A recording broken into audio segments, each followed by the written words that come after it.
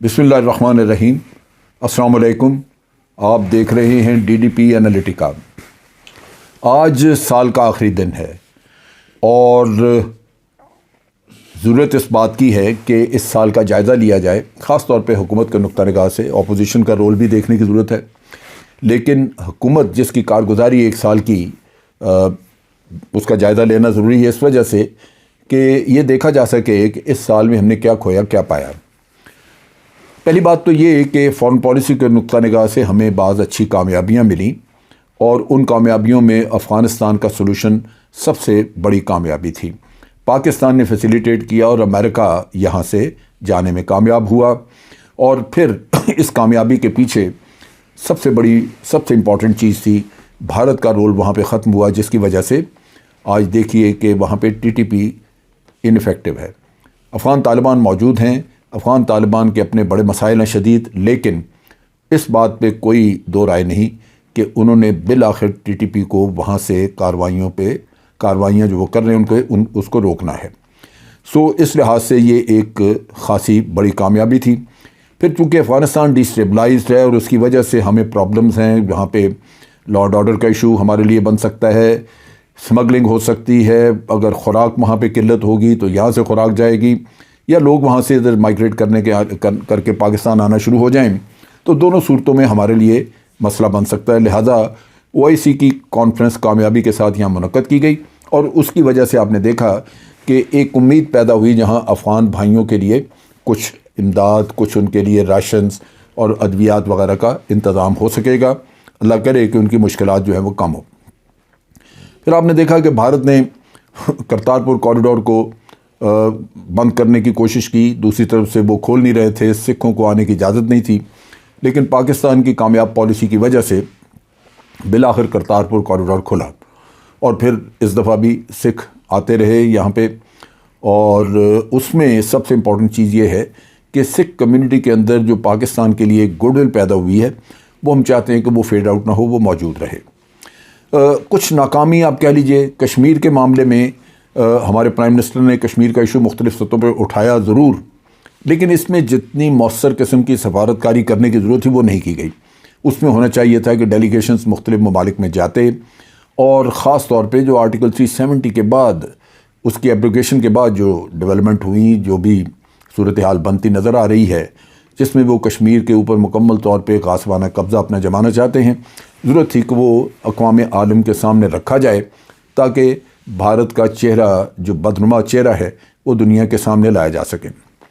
ये तो foreign policy के इश्यूज़ हो गए, लेकिन आपने देखा कि इकॉनमी के मामले में हमारी मुश्किलात बढ़ती जा रही हैं। IMF के साथ हम शिकंजे में हैं, मुश्किल किस्म की उनकी शराइत आ रही हैं, और उसके साथ साथ आप देखिए कि ये जो IMF की शराइत हैं उसका नतीजा हम महंगाई की सूरत में भुगत रहे हैं। मज़ीद टैक्सेस लग रहे हैं, अभी 17% के करीब सेल्स टैक्स 144 के मुख्तलिफ़ किस्म की अशिया के ऊपर नाफिज कर दिया गया है।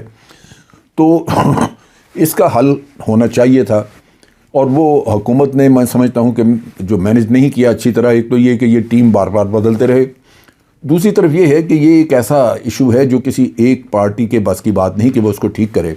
होना ये चाहिए था कि प्राइम मिनिस्टर इमरान खान इस मामले में दूसरी पॉलिटिकल पार्टीज़ को भी कॉन्फिडेंस में लेते और मिल बैठ के ये कोई हल निकालते, और उसमें लाजमन कुछ सख्त इक़दाम लेने होंगे। जो यहाँ पे उसके ख़िलाफ़ लोग एहतजाज भी शायद करें, लेकिन अगर उनको किसी पॉलिटिकल पार्टी की तरफ से हमायत नहीं मिलेगी तो लाजमन आप वो सख्त इक़दाम भी ले सकेंगे।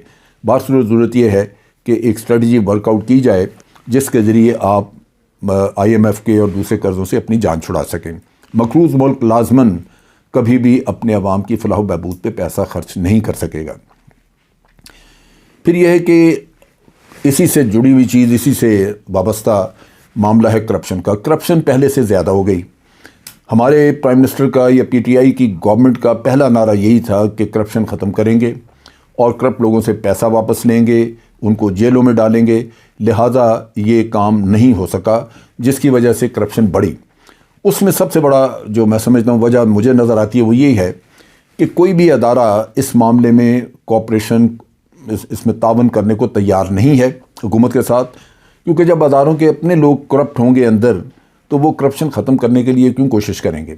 نتیجہ یہ کہ نیب ایک انفیکٹو ادارہ بن چکا ہے، وہاں پہ اپنے ہو سکتا ہے کہ بے پناہ کرپشن ہو، اسی طرح دوسرے ادارے جو ہیں FBR ہے، ہمارے FIA وغیرہ ہے، ان کے بھی رول جو ہیں بڑے کویشچنیبل قسم کے ہیں۔ لہذا حکومت کے معاملے میں یہ کہوں گا کہ یہ ناکامی سمجھی جائے گی کہ کرپشن ختم کرنے کی بجائے کرپشن بڑھ گئی۔ لیکن ایک بہت اچھا جو چند دن پہلے ہی ہمیں سننے کو ملا، بہت اچھا قدم انہوں نے اٹھایا، وہ تھا نیشنل سیکورٹی پلان پالیسی جو انہوں نے بنائی۔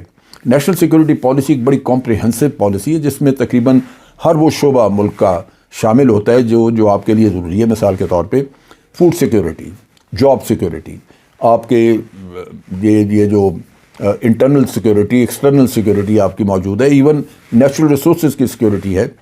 تو یہ وہ چیزیں ہیں جن پہ اب آگے پلاننگ کی جائے گی، پلانز بنے گی، پالیسی وضع ہو گئی، اور جب پلانز بنے گی تو آپ دیکھیں گے کہ اس کے اوپر کام ہوگا اور انشاءاللہ وہ بہتری کی طرف ہم جائیں گے۔ پلاننگ نہ ہونے کی وجہ سے پھر آپ نقصان اٹھاتے ہیں۔ اسی طرح آپ دیکھیے کہ ایک اور بہت بڑا کام جو اس حکومت نے کیا وہ تھا کہ کووڈ کو کس طرح کنٹرول کیا۔ کووڈ ایک ایسا مسئلہ ہے کہ یہ اگر ختم نہ ہوتا یا اس پہ کنٹرول نہ ہوتا تو ایک طرف تو اموات بڑی زیادہ ہوتی، دوسرے لاک ڈاؤن کرنے سے آپ کی اکانومی برباد ہو جاتی، بار بار لاک ڈاؤن ہوتا، جو کہ حکومت نے اپنی بڑی ایفیکٹو کووڈ پالیسی کی وجہ سے کنٹرول کیا، اور آج اللہ کا فضل ہے کہ آپ کے بازار کھلے ہیں۔ اسی طرح ان کی اچیومنٹس میں ایک احساس پروگرام ہے، وہ اس میں غریب غربا کو دیا جا رہا ہے۔ محترمہ ثانیہ نشتر جو ہیں انہوں نے بڑی محنت کی، احساس پروگرام ایک کامیاب پروگرام نظر آتا ہے۔ اب حکومت لوگوں کو صحت کارڈ ایشو کر رہی ہے، صحت کارڈ کے اوپر بعض آبزرویشنز بھی ہیں لوگوں کی، لیکن پھر بھی اس کا اجرا میں سمجھتا ہوں ایک اچیومنٹ ہے، اور دیکھنا ہوگا کہ حکومت اس پہ کس حد تک کامیابی سے عمل کرتی ہے۔ اس میں 10 لاکھ روپے تک کی اجازت ہے کہ آپ اپنا ٹریٹمنٹ کروا سکتے ہیں اگر کوئی آپ کو لائف سیونگ ٹریٹمنٹ کی ضرورت ہو، تو نیچرلی ایک سہولت ہے۔ جہاں تک سیاست کا تعلق ہے، سیاست میں بہت زیادہ انسرٹینٹی رہی، اور اس میں سمجھتا ہوں کہ نقصان ہوا ہمارے عوام کا اور پارلیمنٹ کا۔ پارلیمنٹ انفیکٹو رہی، کوئی لیجسلیشن نہ ہو سکی۔ ہونا یہ چاہیے تھا کہ ملک کے قوانین وغیرہ آرڈیننس کی بجائے یہ باقاعدہ پارلیمنٹ میں پیش کیے جاتے اور اس پہ بحث ہوتی اور اس طرح پاس ہوتے، لیکن اس میں شارٹ کٹس لگائے گئے، اور نتیجہ یہ کہ پارلیمنٹ فعال نہ رہی۔ دونوں پارٹیاں قصوروار ہیں، اپوزیشن بھی اور حکومت بھی، لیکن حکومت کو میں زیادہ ذمہ دار سمجھتا ہوں اس وجہ سے کہ حکومت کو چاہیے تھا کہ وہ پارلیمنٹ میں اپنا کام چلانے کے لیے، پارلیمنٹ کو فعال رکھنے کے لیے اپوزیشن کے ساتھ ایک ورکنگ ریلیشن شپ مینٹین کرتی، جو انہوں نے نہیں کی۔ ورکنگ ریلیشن شپ کا مطلب یہ ہے کہ آپ کی کم از کم قومی معاملات کے معاملے میں ایک ایسی انڈرسٹینڈنگ موجود ہو کہ آپ قوانین بنانے میں رکاوٹ نہ پیش کریں، تو اپوزیشن کا تعاون آپ کو حاصل رہے۔ وہ نہیں ہوا، نتیجہ یہ کہ ایک انسٹیبلٹی رہی۔ اب اس کی وجہ سے قوانین بنانے مشکل رہے۔ پھر آپ دیکھیے کہ امن امان کی صورتحال پہلے کی نسبت بہت بہتر ہے، گو کہ اکا دکا واقعات ہو جاتے ہیں، لیکن پھر بھی میں سمجھتا ہوں کہ امن امان کی صورتحال پہلے سے بہتر ہے۔ اسی کی وجہ سے آپ نے دیکھا کہ کرکٹ پاکستان میں بحال ہوئی، عالمی کرکٹ مختلف ٹیمیں آئیں، اور پھر اب بھی آگے بھی پروگرام موجود ہیں جس میں آسٹریلیا 21 سال کے بعد آئے گا، پھر آپ نیوزی لینڈ دیکھ رہے ہیں، وہ ہو کے یہاں سے گئے لیکن ان کو اپنی غلطی کا احساس ہے اور وہ بھی واپس آ رہے ہیں۔ سو اس لحاظ سے یہ بھی ایک بہتری ہمیں نظر آئی، جہاں حالات ملک میں بہتر ہوتے نظر آ رہے ہیں۔ ایک اور جو انہوں نے اسٹیپ لیا، وہ کس حد تک کامیاب ہوتا ہے یہ تو وقت بتائے گا، وہ ہے کہ انہوں نے EVM انٹروڈیوس کی، الیکٹرانک ووٹنگ سسٹم یا ووٹنگ مشین۔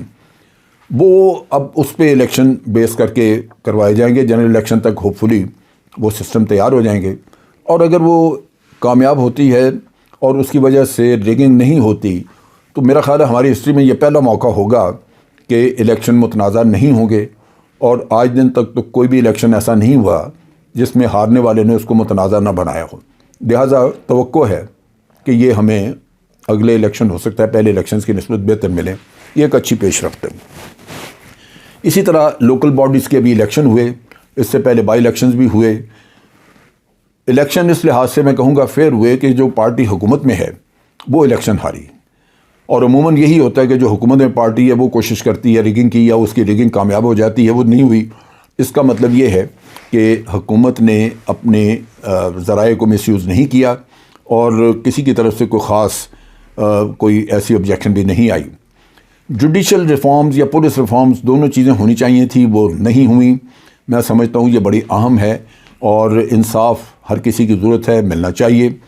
اور اس کے ساتھ ساتھ آپ دیکھیے کہ پولیس کا محکمہ جس نے کہ انویسٹیگیشنز کرنی ہوتی ہے، اگر اس میں اصلاحات نہ ہوں تو وہ بھی عوام کو شکایات رہیں گی، رشوت ستانی وہاں بھی ہے، یہ ختم کرنی ہوگی۔ یہ ہمارے لیے مسائل موجود ہیں جن پہ توجہ دینی ہوگی۔ ایک اور بڑا اچھا کام ہوا وہ یہ کہ جرنلسٹ پروٹیکشن بل پاس کیا گیا۔ یہ حکومت کی ایک اچیومنٹ ہے، اب اس میں عمل درآمد دیکھیں گے، لیکن بل کے نقطہ نگاہ سے جرنلسٹ کمیونٹی جتنی بھی ہے وہ مطمئن اور خوش ہے۔ اس دوران میں ٹی ایل پی نے، تحریک لبیک پاکستان نے مسائل کھڑے کیے۔ ان کا دھرنا حکومت کی مس ہینڈلنگ کی وجہ سے ہوا، طول پکڑ گیا، پھر آپ کو ایک ایگریمنٹ کرنا پڑا اور آج دن تک پاکستان کے عوام اس ایگریمنٹ کو تنقید کا نشانہ بناتے ہیں کہ حکومت نے ہتھیار ڈالے ٹی ایل پی کے سامنے۔ لیکن مسئلہ یہ تھا کہ جب وہ آگے یہاں بیٹھے تھے اور اپنی جانیں تک قربان کرنے کے لیے تیار تھے تو اس وقت حکومت کے پاس اور کوئی چارہ نہیں تھا۔ بصورت بہتر ہوتا کہ حکومت اس معاملے کو پہلے ہینڈل کر لیتی، پریمپٹ کر لیتی، تو شاید یہ ایگریمنٹ کی نوبت نہ آتی۔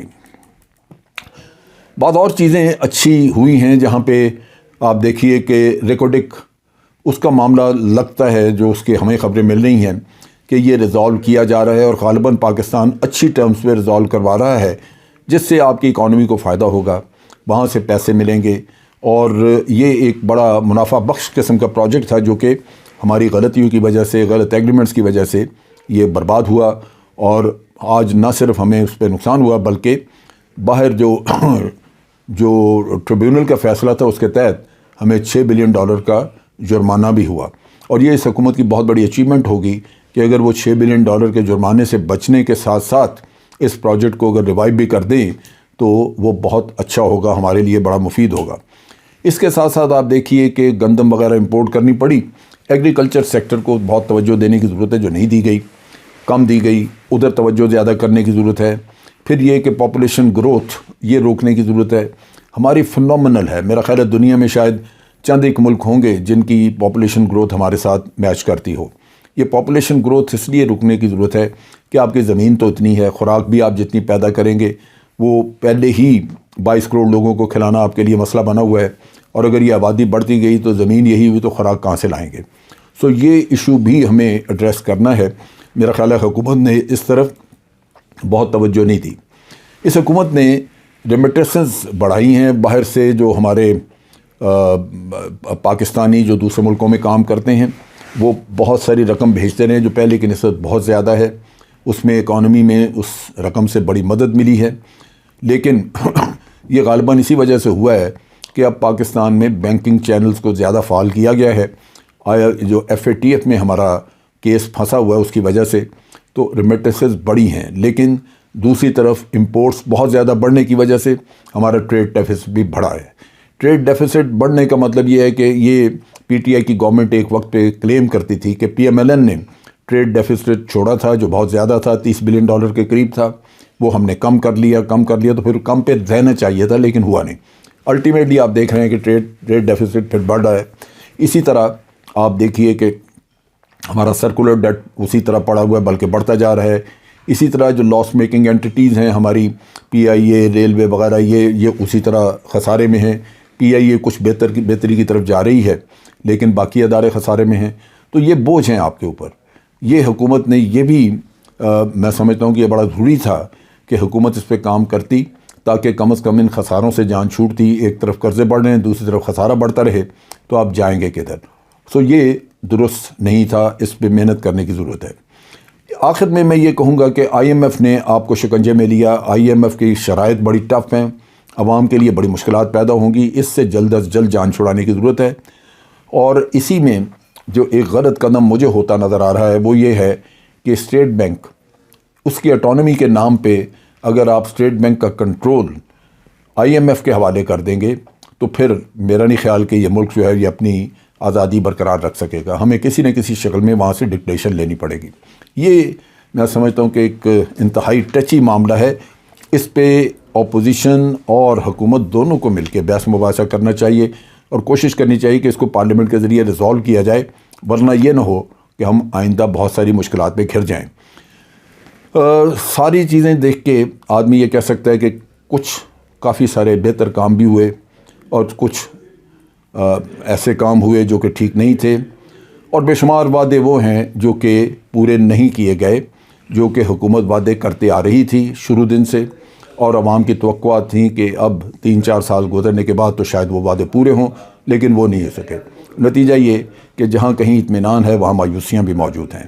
آج کے لیے اتنا ہی۔ افواج پاکستان زندہ باد، پاکستان پائندہ باد۔